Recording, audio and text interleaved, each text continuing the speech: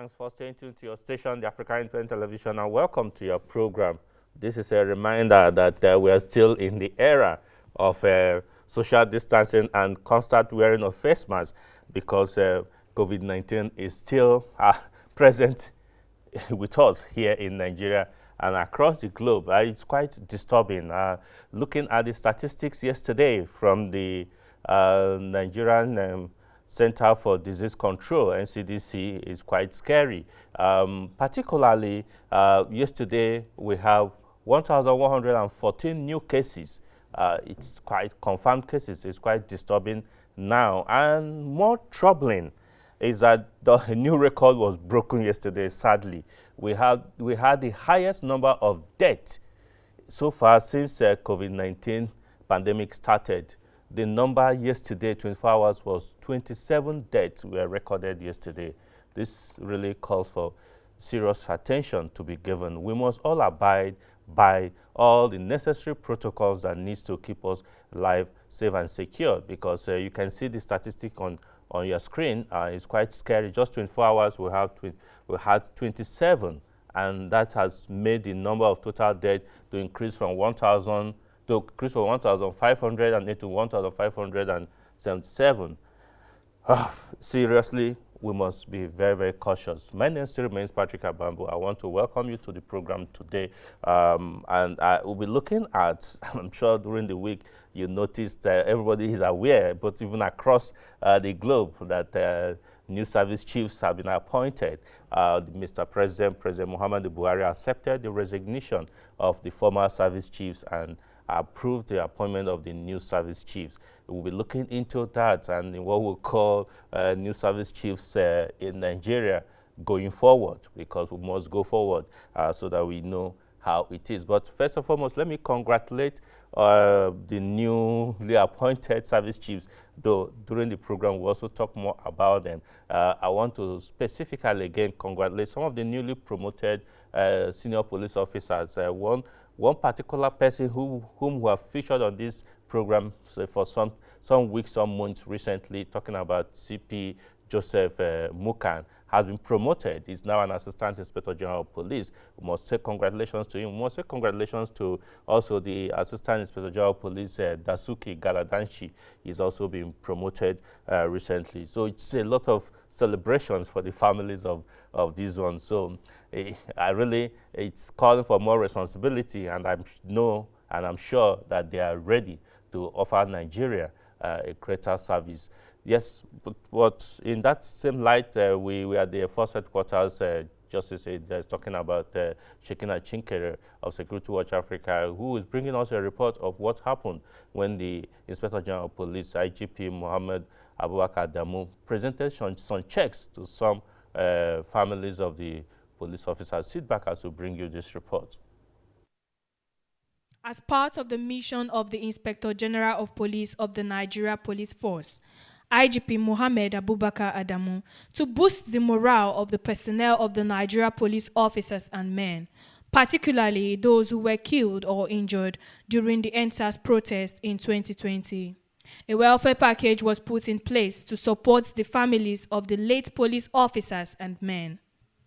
39 checks amounting to a total sum of 160,153,098 naira were presented to the families of the police officers and men who lost their lives during the protest at the Force Headquarters in Abuja on the 28th of January 2021. The IGP, in his address, expressed his gratitude to the officers and men of the force who paid the supreme price during the protest, and those injured were also promoted. As unique as policing career is, it is unfortunately a high-risk profession. It is in cognizance of this that I have consistently evolved initiatives that will motivate personnel of the force and also strengthen the personnel protection protocol around them.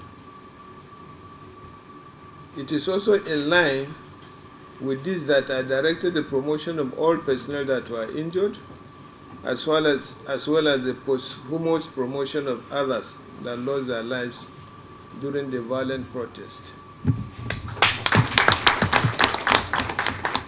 In today's event, we shall be presenting 39 checks of group life insurance and Inspector General of Police Family Welfare Scheme amounting to 160,153,998 naira to families of officers that were killed during the NSAS protests.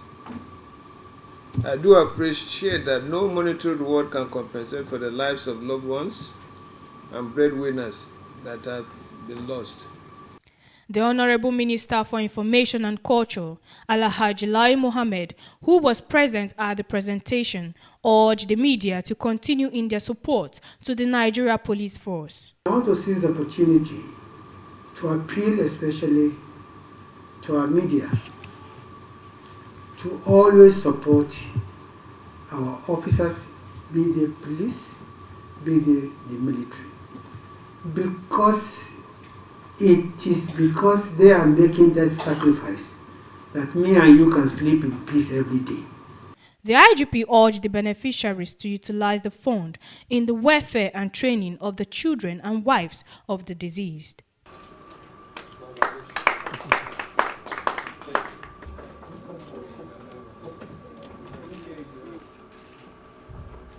Shekina Chinkere, Security Watch Africa, Abuja. Welcome back. Yes, we must appreciate the IGP for doing that, because it's good to appreciate your personnel who, in one way or the other, in carrying out their service, either gets into the harm's way.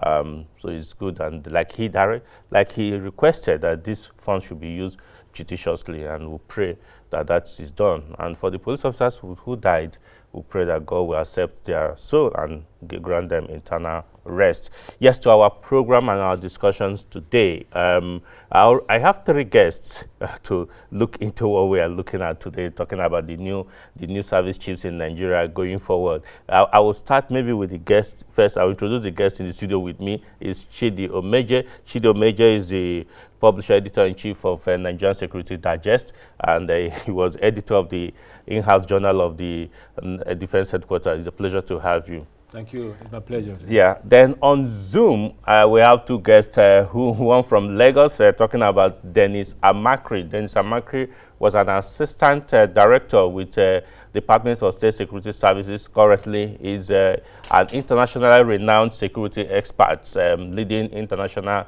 security gurus. It's a pleasure to have you with us, sir. Yes, all the way. Thank you very much for having me. Yeah, thank you. All the way in Kano. In Kano is my brother, talking about Suleiman Ubagaya. Suleiman Ubagaya was the former national deputy president of the Nigerian Guild of Editors, and is the chief executive and of Sky Limit Media Group. It's a pleasure to have you, Suleiman. Okay. Yes, Suleiman, we'll come to you. Let me start up with Dennis Amakri, who is there in Lagos. Dennis, let me find out from you, what is your first reaction to the president accepting the resignation of the former service chiefs and the appointment of new ones? It was a welcome idea, and I think a lot of people across the country welcomed the whole idea, because if you remember, a lot of people have been asking that the service chiefs be changed. But the president finally agreed, so I think it was a very good idea. Okay, so people have said, yes, are these people starting the new ones? Are they coming in at a very difficult time, or there is a template already for them to continue doing their work? What is your own view on that? I think a lot of people have already given different kinds of advice and agenda to them, and they themselves, I'm very sure they are aware that they are coming at a time when there is high expectation across the country for them. So I think what they have to do now is to sit down, strategize, look at what is available to them, synergize with other intelligence agencies like the DSS, and then, of course, come out with a strategy that will be workable with the field commanders in the field itself. Yeah, but let me just find out from you what will be your view, because a lot of people like you said, we are clamoring for the change and the new one. Now it's been changed, and some people are saying no, that the president should not have changed, should not have announced until the National Assembly and they are notified or confirmed it. Some people are saying no, they can never be vacuum. What is your own take to this? Well, you know, it has not been the practice, but I think there was a case where I think, was it Kayamo, who is a minister now, took the president at that time to court to find out whether the National Assembly is supposed to confirm them. I personally was thinking, of course, that only political appointees are supposed to be taken to the National Assembly to be confirmed, because these are people who are within their own service. It's like a promotion. But if the whole, if the court or even the Constitution says that you have to confirm them, let them go and confirm them. I don't think they will throw any of them out that you are not confirmed, because I think these are servicemen that are good in that service. They understand the terrain, and they will do what they have to do. So in the meantime, they will be acting. Whether they are acting or not, they will be doing their job. Oh, okay. All right. They will be doing their job. All right. Looking at them and their credentials and their, do you see any hope? Do you believe that they are capable or prepared to carry on the job? They have to be capable, because when you look at it, all of them are seasoned generals. They grew up from the ranks to become generals and admirals and marshals. There is one I personally know who is very professional. So I don't have any doubt that, you know, they will do their job very well. Okay. Yeah, thank you very much, Mr. Dennis Amakri, for being part of this program today. Thank you for having me. Yes, yes. We have Suleiman Gaya in Kano. Suleiman, if you are there, if you are still there with us, what the outgone service chiefs, are there no credits to be given to them?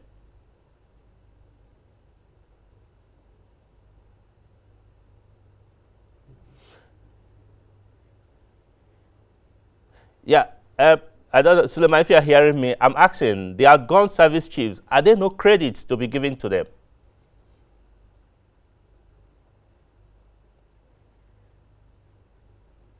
Okay. Maybe while we're waiting for Suleiman, let me pass this question to my studio guest, Chidi. Yes, we have seen that the service chiefs from the Chief of Defense Staff down to the Chief of Air Staff are gone now. The former ones, new ones are appointed. But the former ones, are there no credit to be given to them? There are lots of credit to be given to them, lots of credit. We have to understand that, you see, these service chiefs that are just gone operated under very difficult circumstances. Yeah, they had, like I said, multiplicity of theaters of operations, and they were able to hold it together. So in spite of whatever anybody thinks, these service chiefs, those guys who have been retired, have done their best. They have been very patriotic, they have been gallant, they've served their country very well, and they've paid their dues. And we owe them a lot of kudos. We appreciate them, and we must always appreciate them, because you see, most people tend to speak from the sideline and tend to want to denigrate anybody, but that shouldn't be the spirit. The spirit is to appreciate our leaders, for the effort they've put, and we hope that even to be better in the future. So to me, those service chiefs that have just retired deserve our commendation, deserve our respect, and deserve our appreciation. Okay, we have one of them talking about Lieutenant General talking about Tuku Yusuf Buratai during his handing over ceremony to the incoming one, Major General Ibrahim Atahiru. He had this to say. Sit back as we bring you what he has to say.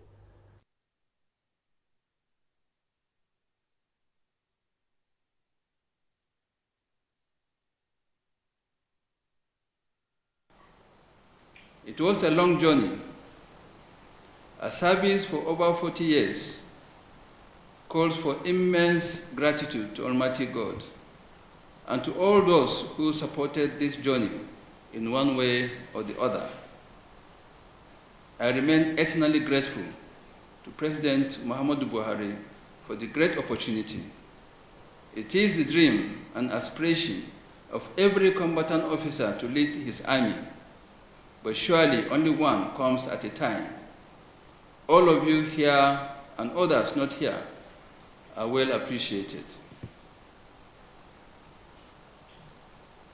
Going down memory lane is something of a miracle. I could have been retired from service 21 years ago. I was then a major in rank. I had the privilege of being sent off by my classmates, but providence prevailed. Then President Obasanjo had compiled our names in the year 1999 for compulsory retirement. My subsequent return and continued service until now is entirely by God's grace. Today's handing over ceremony and my retirement from service is historic in that I believe the Nigerian Army will never be the same again.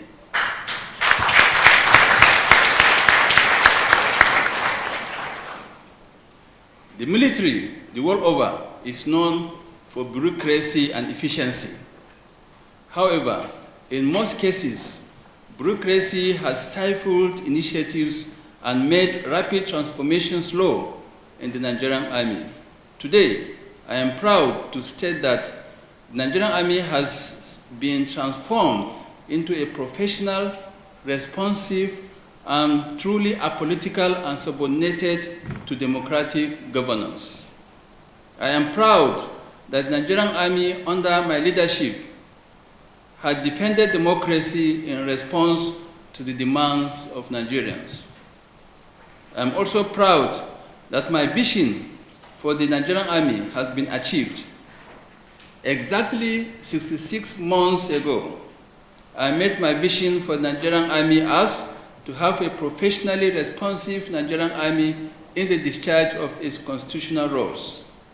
I am therefore glad that today we truly have a professional and responsive Nigerian Army, an army that has improved on its order of battle, training, operations, general administration, including welfare and logistics, with tremendous infrastructural development.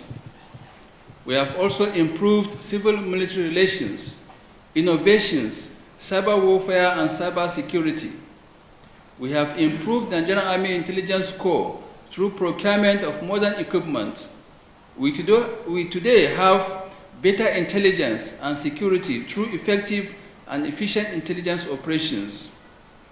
Our interagency cooperation is first class, as promoted through exercises like the Python Dance, Goike, Crocodile Smile, Harbin Kunama, I Am Apatuma, and Sahel Sanity, amongst others. With these exercises, the security situation across the country had largely been stabilized.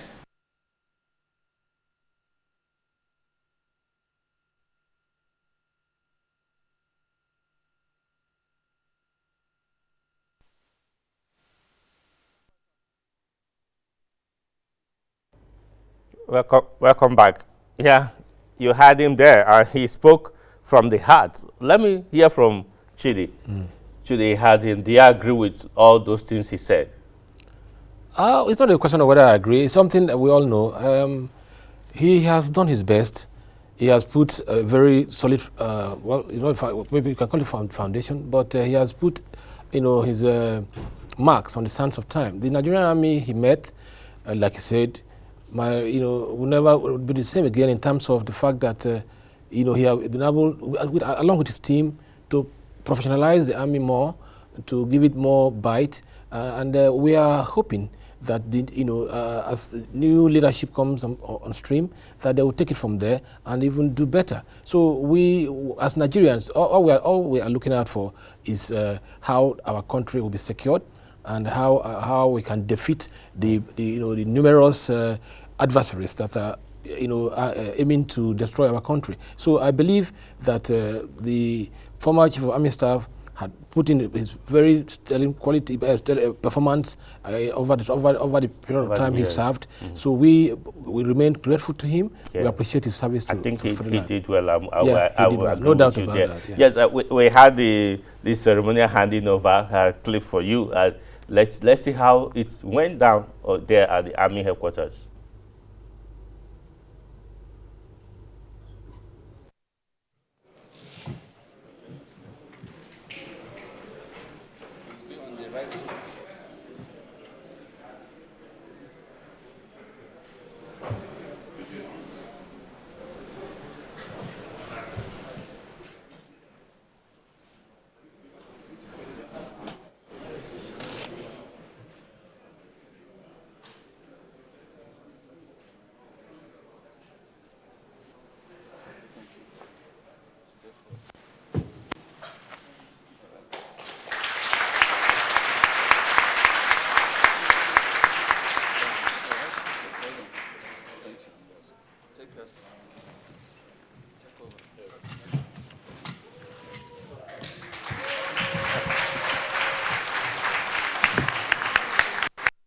That was quite historic, and just like the outgone Chief of Army Staff said, it's quite historic. His tenure has just ended there. But let's hear from the guests, my guest via Zoom, if we can get him clearly now, talking about Suleiman Gaya. Are you hearing me now?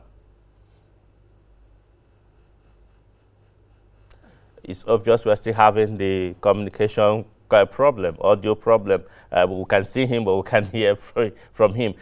Now, the new one, the man by destiny, has been appointed, the new Chief of Army Staff, talking about Major General Ibrahim Attahiru, spoke on that day when he took over. Let's hear what he had to say. Words cannot express my sincere appreciation as your time in the service of our great nation ends today. All officers, soldiers, and their families, as well as the generality of Nigerians, will fondly remember you for your numerous achievements and legacies, which no doubt will outlive you. I wish to state that I also consider myself lucky to be taken over from you despite the very big shoes you are leaving behind for me to fill. In this regard, I will continue to count on your advice and support as I pilot the affairs of the Nigerian Army. On this note, I want to, on behalf of the entire Nigerian Army family, wish you well in all your future endeavors. Once again, thank you and God bless.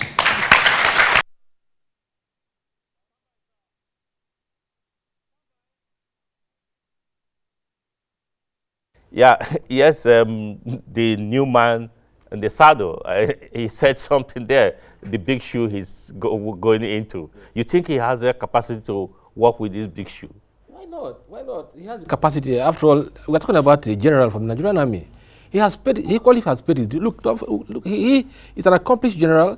He knows what he's talking about. He has been there in the Northeast as a theater commander. He has been a GOC. He has worked in different capacities in the Nigerian Army. So he's quite capable. So I'm very sure that the army will even be better. Because we are seeing, an accomplished general taking over from another accomplished general. Okay, so I think the country is in for good. Okay, because we are getting signal to go.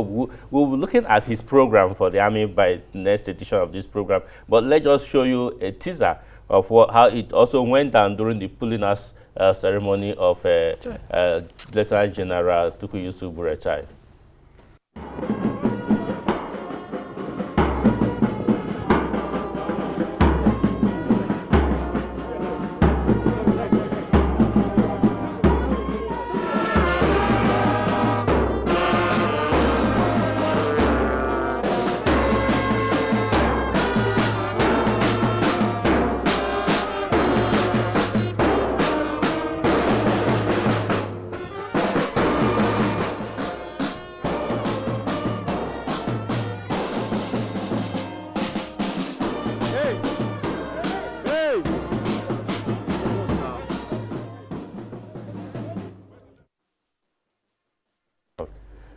Oh, that is quite historic. You can see the mammoth crowd there pulling the general out of the service. Yes. Historical. Many people didn't have that opportunity to be pulled out like that. Yes, Nigerians are appreciative. We appreciate what they have done. Nigerians are good people. We know who have worked for us, and we're praying that the coming one, we call it, receive the same accolades. All right. On that note, we must sign off for today so other programs can continue. If you have enjoyed watching us today, join us again next Saturday when we'll bring another exciting edition. Until next week, bye for now.